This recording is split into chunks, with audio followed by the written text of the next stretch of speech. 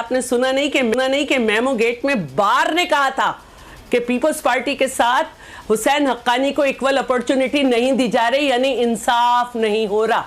फिर भी हमने इदारों को मुतनाज़े नहीं बनाया, आपने बनाया। फौज को जानवर, neutral, Mir Jafar, Mir Sadiq, election commission को जानिबदार, अदालतों को अब आप कह रहे हैं इंसाफ नहीं मिलेगा हमें। यहाँ पे FIA के नजफ मेमन को मजबूर हो गए कि उन्होंने रिजाइन किया। नैब में आपने अपनी मर्जी से केसेस डलवाए। फिर आपने कहा कि फवाद चौधरी ने बयान दिया। फवाद चौधरी के बयान को आपके लोग जो हैं कभी शिबली कभी कुछ पूरी हुकूमत में दूसरे दिन कह देते थे इनकी कोई अहमियत नहीं। और ज़मीन हमारी नहीं सिरक रही, ज़मीन आप लोग की सिरक रही है। साइफर, क्या हम गुलाम हैं? उसके बाद क्या कहते हैं, जितने आपके मौक़िफ़ आए, 6 मौक़िफ़ आए, अभी तक कुछ नहीं। और देखिए, मैं एक बात कह रही हूँ कि लॉ एंड ऑर्डर पे अगर बात करेंगे तो इस वक्त सबसे बुरा लॉ एंड ऑर्डर कि सिंध में ये होता है वो KP में है।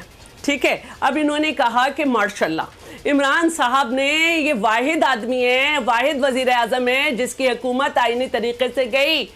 उसके बाद उसने कहा मुझे क्यों हटाया, अगर मुझे हटाना था तो इससे बेहतर था माशाल्लाह लगा देते। हटाने पे भी वो इदारे को बना रहे हैं ये लफ्ज़ बोल के मुतनाज़ा, और कह रहे हैं मुझसे बेहतर था माशाल्लाह लगा देते। अच्छा, फिर के जो इन्होंने मार्च की उसको उन्होंने कहा आखिरी वारदात। उसमें जितने स्टेटमेंट इनके लोगों की आवाज़ें आई उसमें हथियार, मारो, नोचो, सब था। तो ये वो बातें हैं कि लॉ एंड ऑर्डर की ऐसी सिचुएशन पैदा कर दो, कि ऐसे हालात पैदा कर दो, इतना इदारों को बदनाम कर दो कि फिर ये। और अभी भी उन्होंने परसों की स्पीच में उन्होंने दोबारा कहा है कि इस्टेब्लिशमेंट ने मुझे क्यों हटाया। ओ भाई, नहीं, उन्होंने ये नहीं कहा, की वजह से आपके साथ जो पार्टियां खड़ी थी वो हट गई। शैला, उन्होंने ये नहीं कहा कि एस्टेब्लिशमेंट आया, उन्होंने कहा एस्टेब्लिशमेंट ने क्यों हटाया। अगर इन्हीं चोरों डाकुओं को लाना था तो एस्टेब्लिशमेंट ने क्यों हटाया। ये अचानक उनके लाडले क्यों बन गए, मैंने भी सुना था। तो भाई आपके दूसरी पार्टियों ने छोड़ा जो आपके साथ। नहीं, लेकिन वो कैसे छोड़ा, चले इसमें नहीं जाते ना, हमें वो अपनी पार्टियां भी मुंह से बोल चुकी हैं कि कैसे छोड़ा क्या बात है। जिनको खान साहब के साथ खड़े रहना था वो खड़े रहे, जिन्होंने छोड़ना था छोड़ दिया। उन्होंने अपना वोट भी नहीं कास्ट किया। कैसे छोड़ दिया उन्होंने? शैला, फोन कॉलों पे ही छोड़ा ना। गए थे जैसे पास गए, अब जैसे गए थे, नहीं वो तो लालच में किसी के पास भी चले जाते हैं। आपके साथ MQM पाकिस्तान की किस हद तक आप दोनों नहीं गए? मुझसे ज्यादा बेहतर जानता होगा कोई, आपसे ज्यादा बेहतर जानता होगा। क्या कुछ नहीं किया उन्होंने, कत्लो गारत, क्या कुछ किया? हम हर दफा वर्किंग रिलेशनशिप में भी रहे। हम वर्किंग और वो आपके इस वर्किंग रिलेशन से शैला, वो आप उनके साथ वर्किंग रिलेशनशिप रहे हो या ना रहे हो वो एक अलग बात है, लेकिन वो किस तरह आपको ब्लैकमेल करके जाते रहे आपकी हुकूमत से कोई हजारों दफा, जिसकी मैं खुद गवाह हूं। तो सबको ब्लैकमेल किया। अल्ताफ के दौर में सब ब्लैकमेल हुए। और इमरान ने तो उनको, इमरान खान ने तो उनको क्या नहीं कहा था, सूटकेस भर भर के लंदन जाते थे। अच्छा, इफ्तिखार दुरानी साहब, इस बात की तरफ सियासत समझ रही हैं क्या रही है? नहीं, ठीक है, पाकिस्तान में सियासत समझ रहे हैं, लेकिन समझ रहे हैं पाकिस्तान की सियासत, समझ रहे हैं कि वापस वही 90 की सियासत आ गई है। लेकिन अभी आप लोगों को भी अपने एक दूसरे को गुड बाइज, तो फाइनल गुड बाइज जल्दी कहने पड़ेंगे ना। आपने PMLN के टिकट पे तो इलेक्शन नहीं लड़ना, बहरहाल पीपल्स पार्टी के टिकट से इलेक्शन लड़ेंगे आप लोग। हम जब हम PDM में भी थे, अब नहीं थे, अब आप नहीं, एक दूसरे के खिलाफ इलेक्शन लड़ रहे। मैं जनरल इलेक्शंस की बात कर रही हूँ। हम PDM में थे, खान साहब कह रहे हैं 26 तारीख, बस हम लड़ेंगे। हम नून लीग ही के खिलाफ इलेक्शन लड़ेंगे। हम नून लीग ही के खिलाफ इलेक्शन लड़ेंगे। और PTI में इस वक्त भी जो थोड़े बहुत इलेक्टेबल रह गए हैं वो पीपल्स पार्टी और नून लीग की तरफ रुख करेंगे। इफ्तिखार दुरानी साहब जी, आप कुछ कहना चाहेंगे?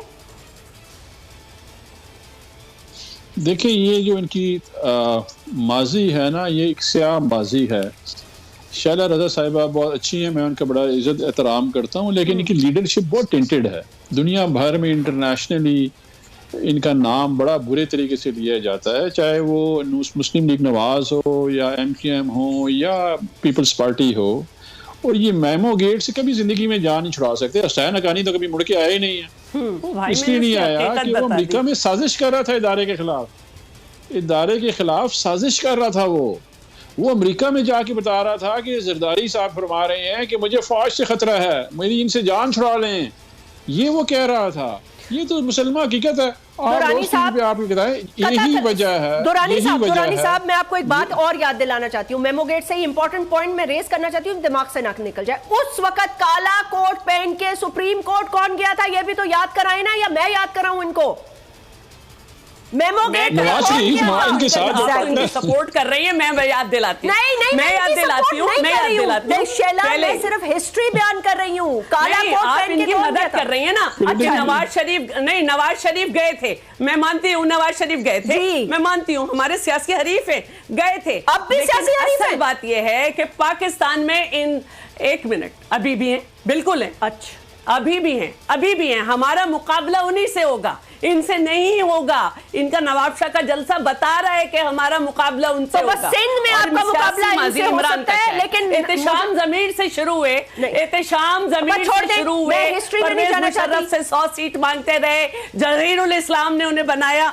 दुनिया भर में नाम आज भी मेरे चेयरमैन को भेजा जा रहा है। दुनिया भर में आसिफ साहब ने पाकिस्तान की सॉवरेनिटी पे, सलाला पे माफी मंगवाई, शमसी बेस खाली कराया, किसने करवाया, किसने नहीं कराया? अब ये क्यों ये बातों में पड़ गई है? भर में हमारे लोगों की इज्जत, कुछ भी नहीं कराया आप लोगों ने, जो कुछ कराया पाकिस्तान ने कराया। नहीं जा सके, नहीं, अभी भी आपके पीछे वो खड़े हैं, अगर वो ना खड़े हो तो मैं देखती हूँ आप क्यों नहीं करा सकी अफवाज पाकिस्तान, आपसे नहीं करा सकी इमरान से। ठीक है, पेज पे थी तो एक इमरान से क्यों नहीं करा सकी? बहुत दफा फटा भी और बहुत दफा जुड़ा भी, नहीं करा सकी।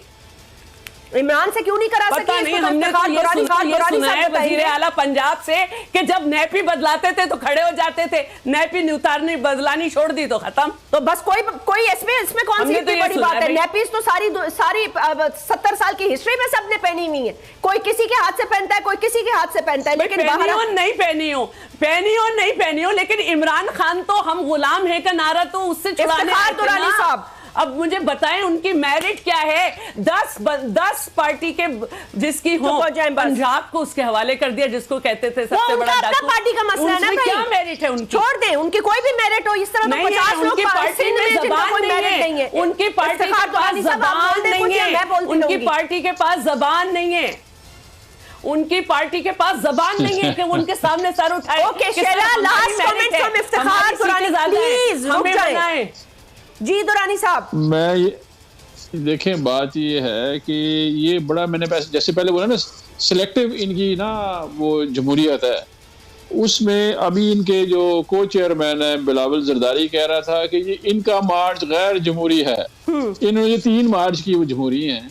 उनसे बंदा पूछे कि भाई आपकी स्ट्रगल क्या है, एक पर्ची पे आप बने हैं चेयरमैन और आप एक जमहूरी फोर्स, इस वक्त इनके पास कोई बयान नहीं है। जैस्मिन, ये मारे फिर रहे हैं, लोगों को मीडिया में खरीद रहे हैं, मीडिया को बंद कर रहे हैं, बंदे मरवा रहे हैं और कोशिश कर रहे हैं कि शायद किसी तरीके से इमरान खान को इफेक्ट हो जाए।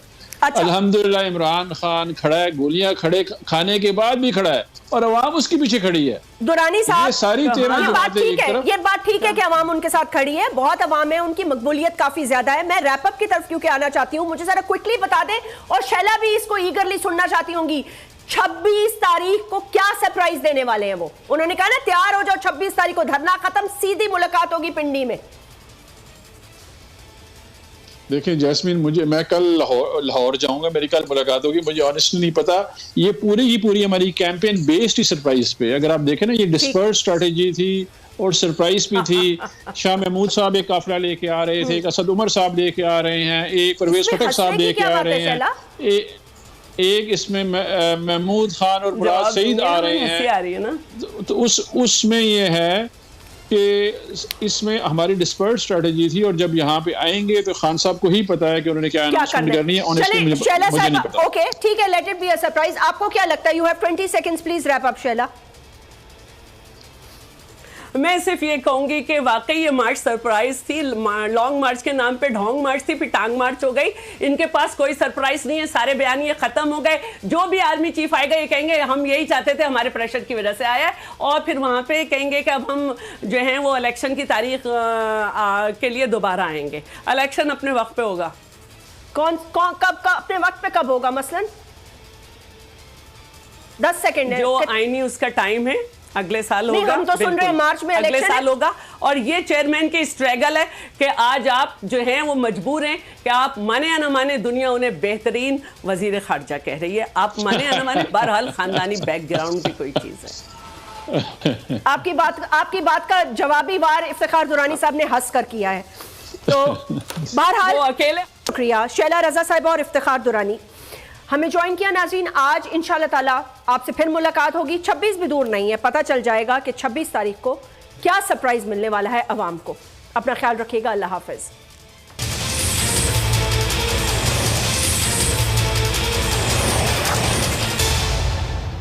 मैं अपने पेशेंट्स को रेकमेंड करती हूँ नया सेंसोडाइन कंप्लीट प्रोटेक्शन प्लस।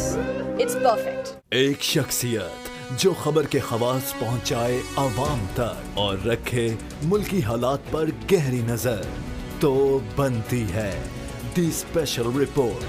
पीर से जुम्मा शाम 4 बजे।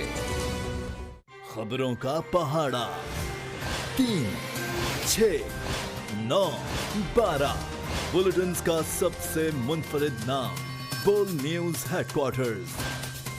एक ऐसा बुलेटिन जिसे देखता और जानता है पूरा पाकिस्तान, क्योंकि सिर्फ बोल न्यूज हेडक्वार्टर्स ही है हर पल लाइव। सबसे बासलाहियत चेहरे जो रखे आपको हर लम्हा बदलती सूरत हाल से बाखबर। बुलेटिन की दुनिया की सबसे काबिल टीम, ये है बोल न्यूज हेडक्वार्टर्स, सिर्फ बोल न्यूज पर। दुनिया बोल है रोजाना सुबह 9 बजे। द स्पेशल रिपोर्ट पीर से जुम्मा दोपहर 4 बजे। आज की ताजा खबर पीर से जुम्मा शाम 5 बजे। अब पता चला पीर से जुम्मा शाम 7 बजे। तज्जिया पीर से जुम्मा रात 8 बजे। ऐसे नहीं चलेगा पीर से जुमेरात रात 10 बजे। नेशनल डिबेट जमील फारूकी के साथ पीर से जुम्मा रात 11 बजे। अब बात होगी हफ्ता और इतवार शाम 7 बजे। बस बहुत हो गया हफ्ता और इतवार रात 8 बजे। इमरान खान बोल के साथ जुम्मे से इतवार रात 10 बजे।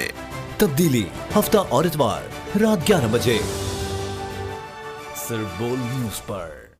किसने किया मुल्क दुश्मनों से गठजोड़ और कौन है जो संभालेगा मुल्क कौम की बागडोर? कोई जुता काटने मुल्क कौम की जड़ें और कोई थामे खड़ा है सरफरोशी का आलम। निडर टाकरा और बेबाक दलाइल। देखिए तज्जिया समी इब्राहिम के साथ पीर से जुम्मा रात 8 बजे, सिर्फ बोल न्यूज पर।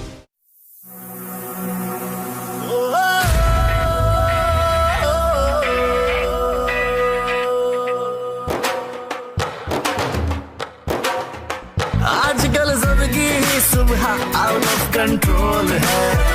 जिंदगी में सबका कोई ना कोई गोल है।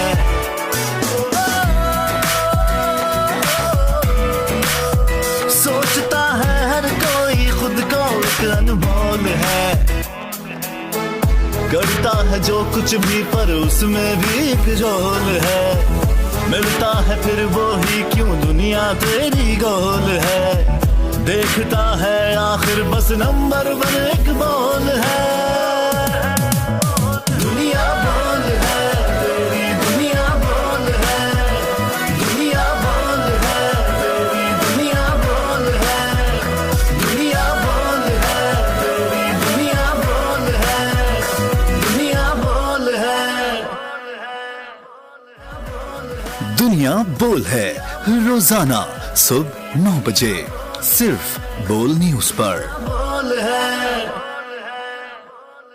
This program is brought to you by 4 exciting flavors, 4 new ways to chill. Nescafe.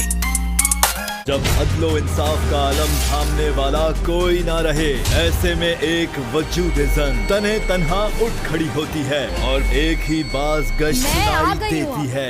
ऐसे नहीं चले। पीर से जुमेरात रात 10 बजे।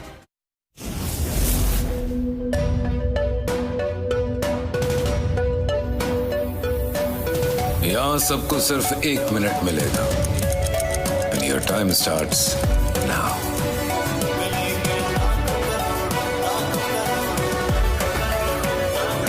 लाखों करोड़ों, बस 1 मिनट में। जीतो 1 मिनट में, जीतो 1 मिनट में, जीतो 1 मिनट में, जीतो 1 मिनट में।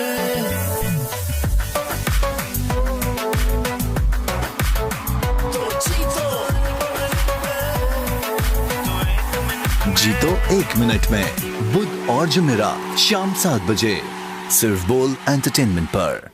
एक शख्सियत जो खबर के खवास पहुंचाए आवाम तक और रखे मुल्की हालात पर गहरी नजर, तो बनती है दी स्पेशल रिपोर्ट। पीर से जुम्मा शाम 4 बजे। जो भी आता है सब्ज बाग दिखाकर चला जाता है। कभी रोटी कपड़ा मकान, कभी विजन 2050 और कभी नया पाकिस्तान। पर क्या कीजिए, जब आवाम खामोश हो तो सवाल की चोट बरहक है, और जब मामला झूठ सच या फरेब का हो तो सवाल तो बनता है नेशनल डिबेट जमील फारूकी के साथ। बोल नेशनल डिबेट पीर से जुम्मा रात 11 बजे सिर्फ बोल पर। दो टोक बात मजबूत गिरफ्त के साथ, जिनकी निशानदही पर मचे ऐवानों में शोर। मैं हूं सिद्दीक जान, सिर्फ बोल पर। मैं अपने पेशेंट्स को रेकमेंड करती हूँ नया Sensodyne Complete Protection Plus. It's perfect. This hourly clock is brought to you by Union Developers, बुलंद मयार जिंदगी। एंड ये क्यों बुझाया? जब चांद यहाँ है तो रोशनी की क्या जरूरत? लक्स एंड इसलिए देर पर आराम के लिए नई पैनाडोल एक्सटेंड पर मेरा भरोसा है। तमाम दवाएं बच्चों की पहुंच से दूर रखें।